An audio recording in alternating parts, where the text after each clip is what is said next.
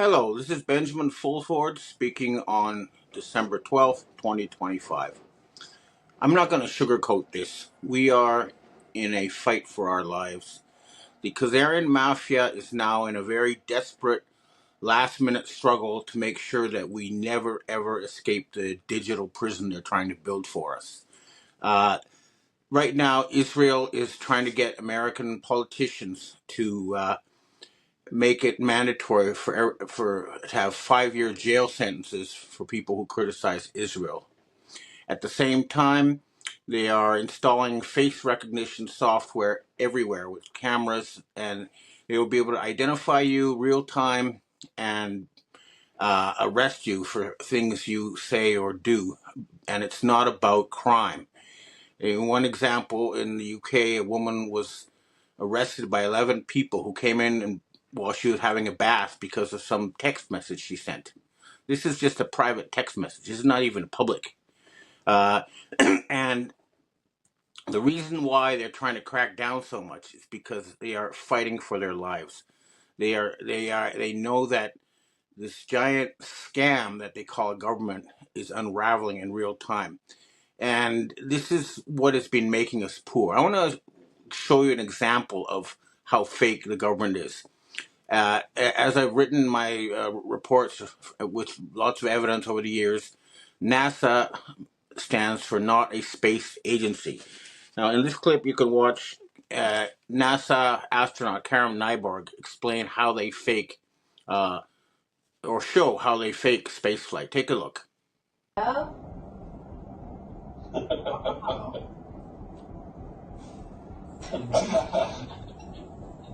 That's so cool. You are so much better of an astronaut, Paige, than those other fakes. Thank you. And if you're hungry in space, gotta have your floating Fritos to munch on. So I don't want to give GMOs any publicity, but it's all we had hanging around. Yum. Yum, yum, yum. So it's all true. It's amazing, the zero gravity. It just everything just floats around. Suck my hair because I got a ponytail. And Toots brought some coral up from Vieques, from Puerto Rico. Oh, yeah, let me see you push it up and down and around. Pull it back toward you. Oh, yeah, thanks. Yeah. Wow. Push it that way. Unbelievable. Not bad, huh? Where'd you get the 60 million a day to pull that off? Cryptocurrency I've been saving. Oh, man. She bought it. It's right. Oh, Oh, he doesn't back. Oh, I'm back. Oh, no. Yeah. Not bad, huh? That reminds me of the brushing your teeth one where everything goes in slow-mo except for the environment. Did you see that Exactly. one? Yes, I did. That was so awesome. That was hilarious. That was hilarious. What another complete bonehead mistake. Again. Okay, it's kind of funny, except that literally it's a slush fund that milks us out of billions of dollars, which then goes to bribe people and to enrich these criminals. And that's just a small example. We have, for example, Jared Kushner somehow coming up with $100 billion to buy Warner Brothers. Jared Kushner belongs in jail, not in charge of $100 billion money created out of thin air. And it's only going to get worse. They're setting up death squads in the United States disguised as ICE agents, and they're rounding up dissidents as we speak. And they're trying to fire all patriots from the U.S. military and the enforcement agencies. And I have a special message for FBI Deputy Director Dan Bongino. You need to get some men with guns and go and arrest Pam Bondi, okay? You're not just going to get anything done by complaining or threatening to resign. This is going to require men with guns. Remember, we're talking about a group of fake politicians who have been filmed torturing and murdering children in order to be blackmailed by the satanic government of Israel and obey their orders. This is truth, and it requires men with guns.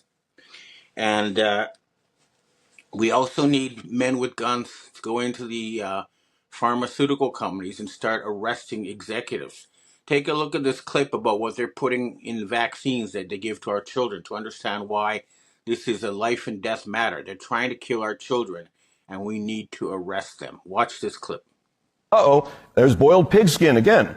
Chicken embryo protein, blood from the hearts of cow fetuses, DNA fragments from human fetuses, oil extracted from the liver of sharks, and proteins from worm ovaries, and of course DNA fragments from monkey kidneys. There's a famous scene in Macbeth with the three witches are stirring the brew. Eye of newt, toe of frog, lizard's leg, tongue of dog. Can't you just picture Gates and Offutt and Hotez stirring that brew? But let's get back to the modern vaccine ingredients. Formaldehyde, God knows you want to inject that into a baby. Polysorbate 80, that's linked to infertility. Potassium chloride, this one is my favorite, potassium chloride, because that is the final ingredient that is given by executioners when they do lethal injections. Swear to God. Now, obviously, the vaccinators use much smaller doses than the executioners, but it does make the point that parents have no effing idea what is in these products.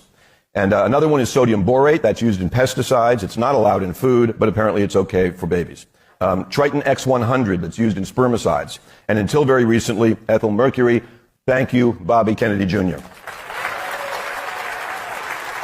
And wasn't it really fun and crazy that the media and other people, when Bobby took the step of, and the ACIP committee took the step of removing mercury from childhood vaccines, they were whining like, don't take away our mercury from our babies. They were so upset about the idea just because Bobby did it. It wouldn't matter, of course, what he does. It's got to be bad news. How could the medical system have degenerated to that point? It's just mind-boggling that it would allow this to happen, and then they have all their paid shills in the media scream whenever they try to regulate vaccines. They this is all because of a satanic cult of about 1 million members. Many of them are concentrated in high positions, and that's what we need to target. Now, I've asked my military contacts why the military doesn't do something about it. And what the story I got was that anybody who was not obedient to the system and Israel never got promoted past colonel. So I would like to suggest that Colonel Douglas McGregor and his buddies start networking. And the key to doing this is to convince the military police that their commander-in-chief has been replaced by a fraud. Take a look at the Trump in this clip threatening the president of Colombia. Colombia is producing a lot of drugs. They have cocaine factories that they make cocaine, as you know, and they sell it right into the United States. So he better wise up, or he'll be next. He'll be next, too. And I hope he's listening. He's going to be next. Yeah. That is obviously not Donald Trump. This is a Zionist fake who has been put in his place, and arresting him is your duty if you're in the military police. And we need to end this nightmare because they're turning up the screws, and they're really gonna try very hard to kill dissident journalists and dissident citizens and everybody else they can. And we need a mass uprising, and it is happening. And I ask people to take personal action. If you see one of these Satanist, Zionist puppets in public, confront them. Look what they did to Kristi Noem of the Israeli Department of Homeland Security. There's nothing worse than someone who uses a baby as a political tool while taking babies away from families. You cannot use a baby as a political tool while you take away the rights of families. How dare you? How dare you? How dare you? How dare you? You are holding a baby. How dare you? You're holding a child that's separate children from their families. You're separating them. Numerous families. You should have shame. Shame. Shame. You should know. Have no shame. all over my country. You are concentration camps. You are the modern day SS. You are the Gestapo. Shame on you, Christina. Shame on you. Shame on you. Shame on you for leaving a baby as a child. Shame on you.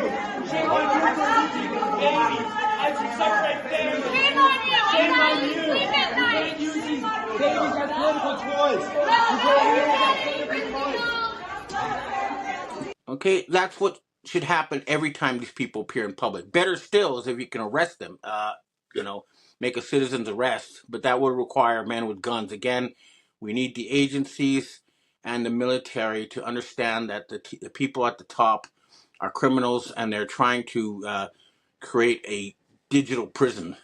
An example of this was the Chabad death cult. Remember, they want to kill 90% of humanity and enslave the rest. It's in their writings. They just gave a reward to the Peter Thiel's company Palantir for facial recognition software because this allows them, gives them the potential to turn the entire Western world into a huge slave camp, and that's what they're trying to do. The Swiss government rejected Palantir because they realized that this was going to turn the Swiss people into the puppets of Israel. And Israel itself needs to be dealt with. That's the heart of the beast. And, you know, we're asking the Turkish to send in their military and clean that place up.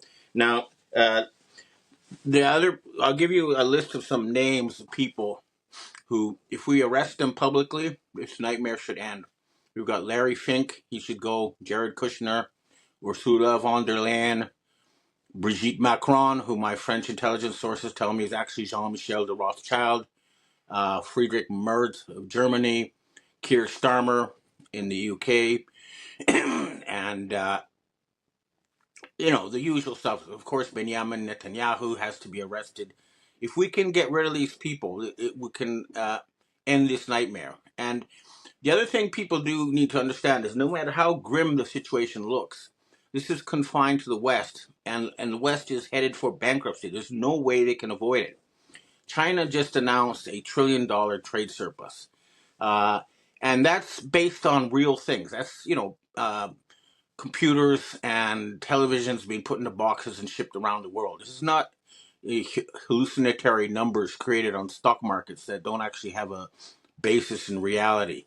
And the West has some payments coming due, which they're not going to be able to make. So, for example, my French intelligence sources tell me that the EU and France have a whole bunch of bonds coming due by March, and they don't have the money to pay for it, which is why they're now talking about seizing Russian money that they have illegally frozen. But that's, even if they seize that money, it's going to be a gap because they just don't have the real economy to back up all their numbers and their bank computers. The same with the United States. These tariffs are bringing in less than a tenth of what the United States government needs.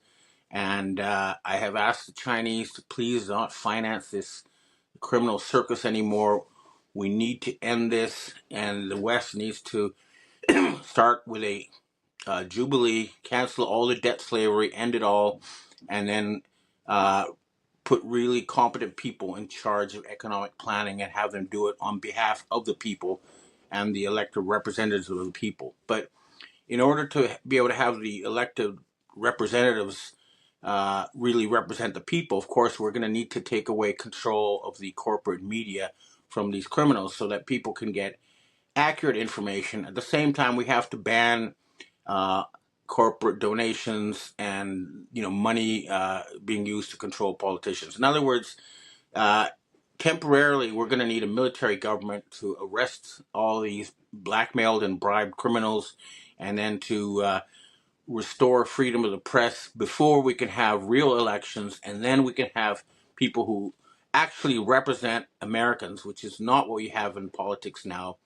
And then we can start building the kind of future that people want. So the current young generation can afford a house, which they can't now. And again, I think it's probably going to be that 18 to 34-year-old generation that's going to have to take action, because the baby boomers Too many of them are brainwashed and bribed, and they're not going to be able to take action. So it's going to be up to the young people. But I do hope that things are going to happen. But we all need to push. This is a dangerous time now.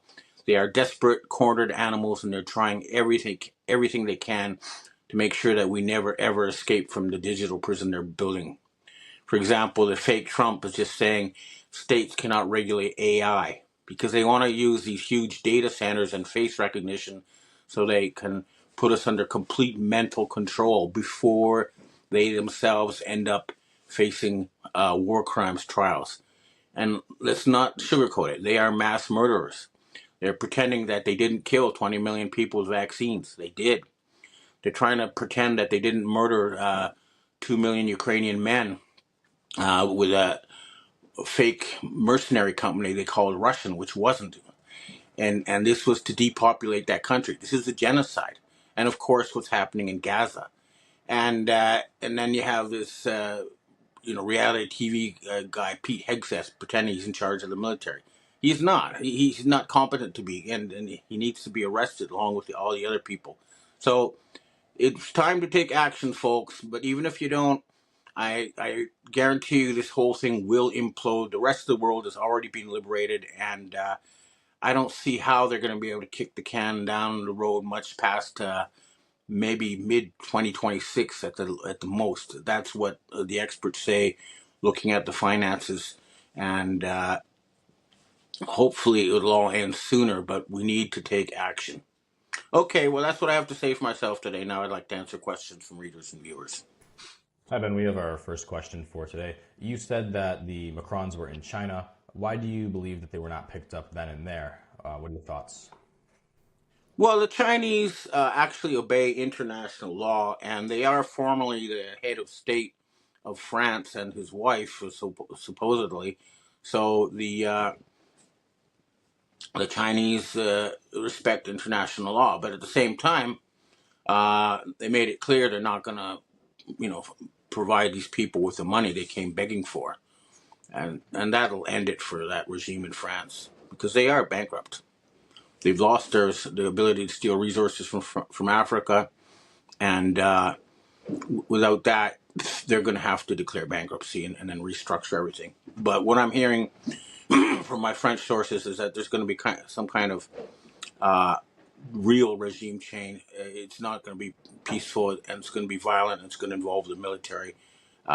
So that's what's going to probably happen in France and probably the rest of the G7. Next question.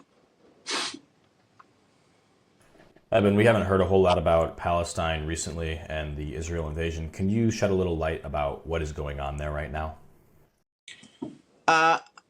Again, this is a last-minute attempt by these criminals to have a state completely dominated only by their ethnic group, and they want to murder everyone else so that they can have a place where they can continue their transnational crime, their pedophilia, and everything else. And we need Egypt and we need Turkey to go in with their armies and clean that place up and replace it with the multi-religious, multi-ethnic state of Judea. And I know there's support across the region for that, and it's time to do it. But the reason I don't follow the situation with Judea or Palestine closely is because it's an endless recurring loop of the same story over and over and over again. The same with the Ukraine. They say, "Oh, we're going to have peace." No, we're not. We're going to have peace. No, we're not. They're turning in circles, and it's time to step in and end that turn. Next question. Hi, Ben. When the Trump administration bombs the boat from Venezuela, do you believe that they were actually drug smugglers on that boat, or was this some sort of show of force? They may or may not have been drug smugglers, but it was still a show of force. And even if they were drug smugglers, that's not a justification for extrajudicial killing under international military law. That was a war crime, especially when you have it's in the U.S. Legal manual. When you have two people floating, helpless, shipwrecked unable to be a combatant and you order their deaths, that is actually punishable by death under military law, and Pete Hegseth should face a firing squad for that. And that should then wake up all the other generals to the fact that they are sworn to obey the law and the Constitution, which a lot of them seem to have forgotten. Next question. Speaking of Hegseth, what are your thoughts in regards to the White House changing his position from Secretary of Defense to Secretary of War? What's really the point of this? The point is that they are bankrupt and they're threatening war. They're threatening killing. They're threatening mayhem in some kind of attempt to steal money. Although, to be honest, calling it Ministry of War is actually more honest. That's what they called it during World War II. And, right now, the way it's been since World War II, it's been an aggressor around the world. They have been waging war everywhere on behalf of people who don't have America's best interests at heart. So, at least they're being honest about calling it Department of War, but we really should have a Department of Defense whose only job should be to defend the American people, not go around stealing oil for the Zionist oligarchs as they do now. Next question. Hi, Ben. Why are the White Hats waiting to arrest these fake actors? What is the purpose for the wait? Do they not have the authority, or is it in regards to their ability? I think that they're so used to obeying orders that they've been they're like being deer frozen in the headlights. They don't know what to do, and especially since the Obama regime, only really dumb people have been promoted to the top. So it's going to have to be sold by the colonels, the people who actually do the real fighting, and not the armchair generals. I think that's what has to happen. Next question. Ben, we have our last question for today. I think we're starting to see the upper limits of inflation and public unrest before we hit a breaking point in the United States and many other parts of the world. Do you expect a national or even global market crash or events of proportionate catastrophe to occur within the near future? Well, it's easy to say there's a bubble. It's hard to say when it's going to pop, But clearly, the stock market is way out of touch with any, sort of reality. So when you have Tesla, who's losing market share and whose products are now considered inferior, being worth more than all the other car companies in the world combined. That's just not true. It's fake. Same with all these AI companies, everything else.